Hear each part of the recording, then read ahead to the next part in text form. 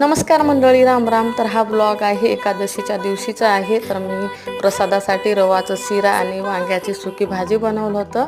खरं खूप छान झाली होती. तर मी तुम्हाला पण हा रेसिपी शेअर करत आहे. तर भाजी बनवण्यासाठी मी कढाईमध्ये तेल टाकलं, तेलामध्ये 2-3 लसूणच्या पाकळ्या टाकलं, हिरवी मिरचीचं पेस्ट टाकलं, हळद चवीप्रमाणे मीठ टाकून वांगे टाकून छान मिक्स करून 2-3 मिनिट मी तेलामध्येच फ्राय होऊ दिलं वांगे. तर छान टोमॅटो 2 टोमॅटो बारीक कट करून टाकत आहे. टोमॅटो टाकून छान मिक्स करून 2-3 मिनिट अजून शिजू दिलं.